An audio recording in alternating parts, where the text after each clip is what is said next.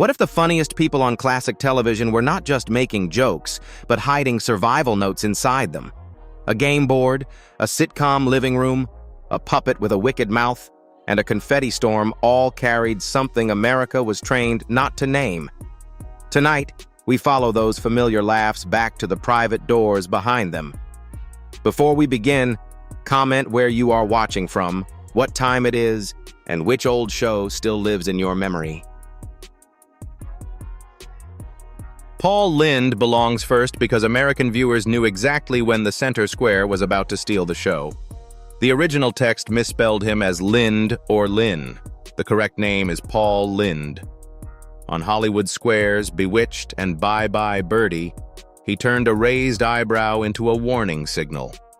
Something wicked was coming, and the censors might miss it. That was his genius.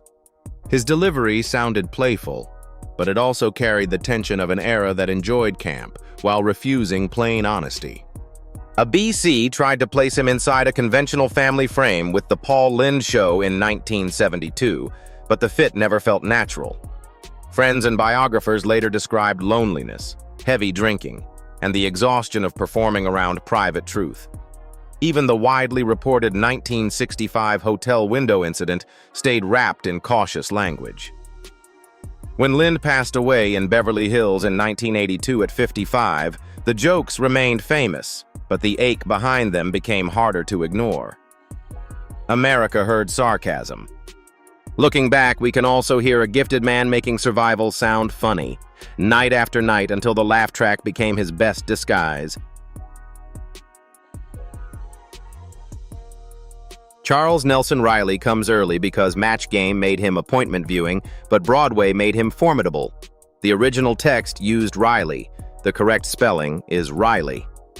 Before the Ascots and panel show wisecracks, he appeared in Bye Bye Birdie and Hello, Dolly, then won a Tony Award for how to succeed in business without really trying.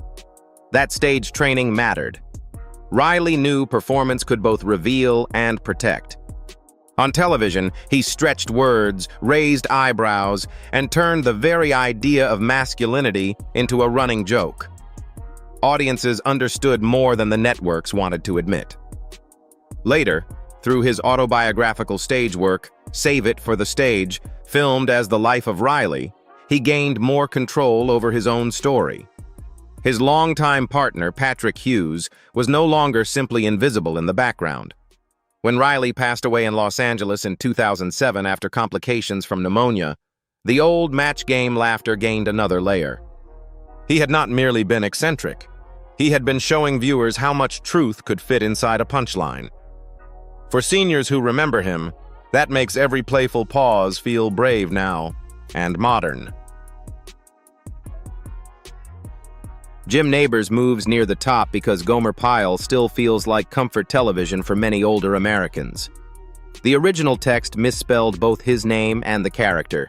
The correct forms are Jim Nabors and Gomer Pyle. On The Andy Griffith Show and Gomer Pyle USMC, Nabors played innocence with such sincerity that viewers trusted him immediately.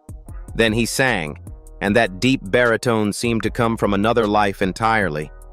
That split between gentle comedy and polished musical power made him unforgettable. Rumors followed for years, but Nabors did not turn his private world into a public spectacle. He moved to Hawaii, built a quieter life, and in 2013 married Stan Cadwallader after 38 years together. He said he was not ashamed. It had simply been personal. When Nabors passed away at home in Honolulu in 2017, Cadwallader was by his side. Surprise, surprise, surprise now sounds tender. It reminds us that the public can be surprised by truths that close friends already knew with love. For viewers who grew older with him, the grace was not in confession, but in choosing peace on his own timetable. Alan Suze belongs here because Laugh In taught America how to laugh at camp while pretending it was only nonsense. The original text wrote Suze. The correct name is Alan Suze, and the show was Rowan and Martin's Laugh In. From 1968 to the early 1970s, he made recurring characters like Big Al, the sportscaster, and Uncle Al, the kiddie's pal, feel frantic, bright, and impossible to ignore. His timing was fearless. One entrance, one look, one high-pitched turn of phrase could bend a sketch away from normality. Later accounts described him as gay, but during his primetime years, the network version stayed safely coded. That was the bargain. Be vivid, be funny, be deniable. Suze gave audiences an image they recognized before anyone was allowed to name it plainly. When he passed away in West Hollywood in 2011 at 85, the old laugh-in clips carried a different charge. They were not just silly detours. They were small flashes of visibility, smuggled into America's Monday night routine. For viewers who remember those quick cuts, his courage still moves faster than the jokes ever did then. Billy DeWolfe carries the older, smoother version of the same code. The original text used DeWolfe and DeWolfe inconsistently. The standard professional name is Billy DeWolfe.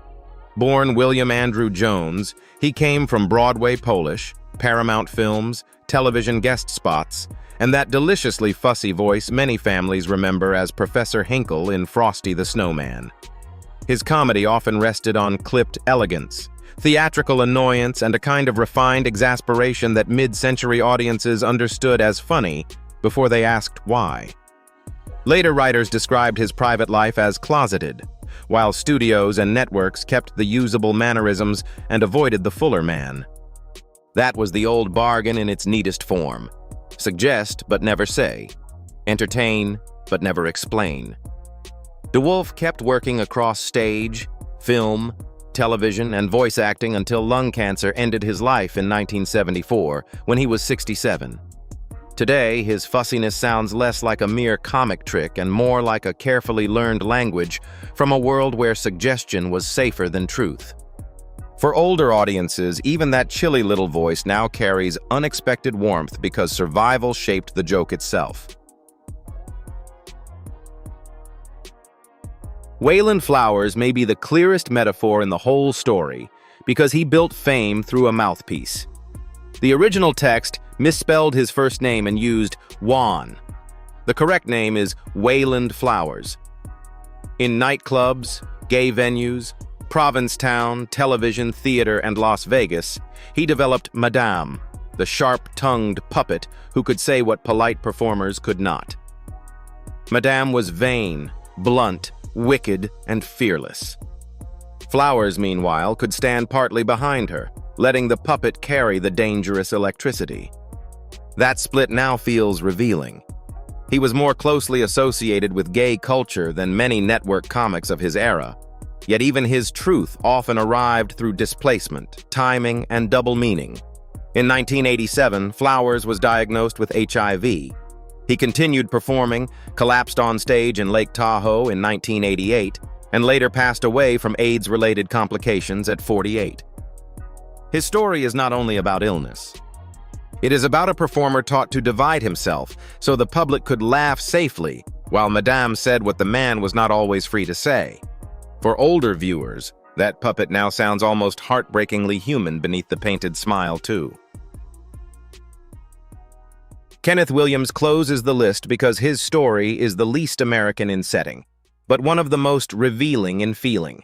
Known to British audiences through the Carry On films, radio comedy, and a voice that could make disgust sound musical, Williams turned camp precision into a national style.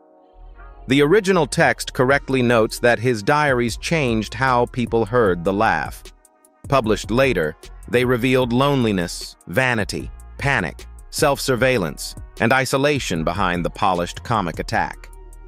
That does not make every interpretation simple. Even the circumstances of his passing in London in 1988 remain discussed with caution because an open verdict was recorded after a medical overdose. What matters for this script is the emotional contrast. The industry loved the sharpness. It had less room for the inner life that sharpened it. Williams lived in a culture where coded wit could travel farther than direct truth. For older viewers discovering him now, the brilliance can feel dazzling and painful at once. The voice sounded free. The diaries suggested a man often fighting himself off stage. That tension is why the laughter still lands with a bruise.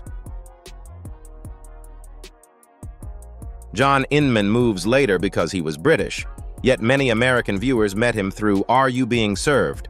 On public television. As Mr. Humphreys, beginning in 1972, he turned I'm free into a catchphrase, a posture, and an argument that still has not settled. Was the character a stereotype, a survival strategy, or both at once? That is why Inman's legacy matters.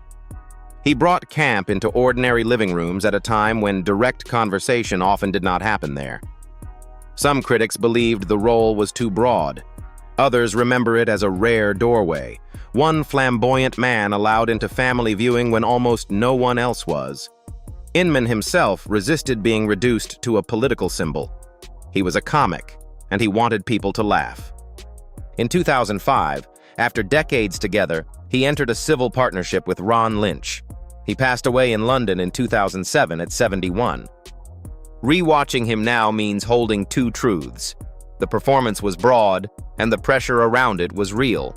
For seniors who remember PBS reruns, that cheerful call still asks what freedom cost then and what changed slowly later. Dick Sargent gives the story its clearest moment of daylight. The original text wrote Sargent, but the correct name is Sargent, and his bewitched character was Darren Stevens.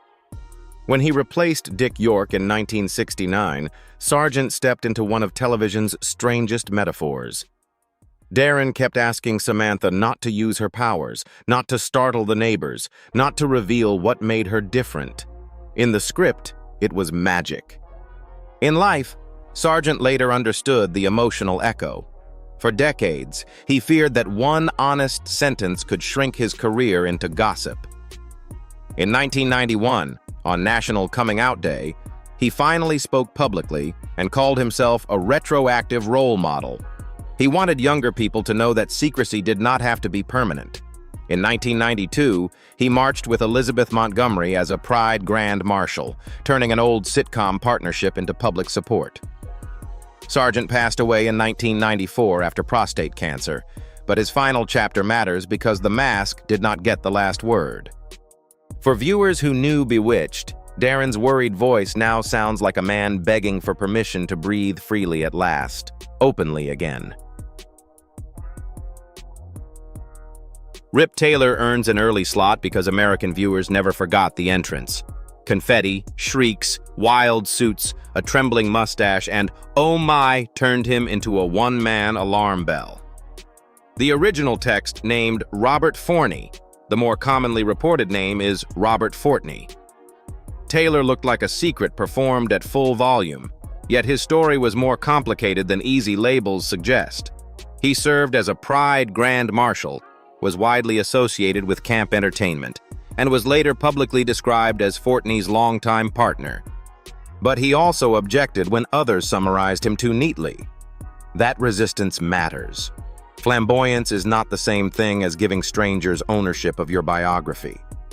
Taylor built a public character so loud it seemed impossible to hide anything, while still guarding the right to define himself. When he passed away in 2019, tributes remembered the King of Confetti. Looking back, the glitter feels less simple. It was celebration, distraction, protection, and self-invention all at once, falling around him like applause.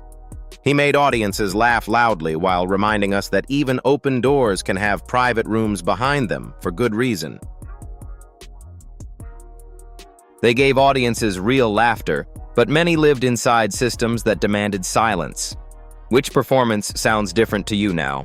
The center square, Gomer's smile, the confetti, or Madame's bite? Tell us in the comments and share the show your family never missed. If this story brought back a memory, like, subscribe, and ring the bell. Next time, another familiar face steps out from behind the applause after decades hidden.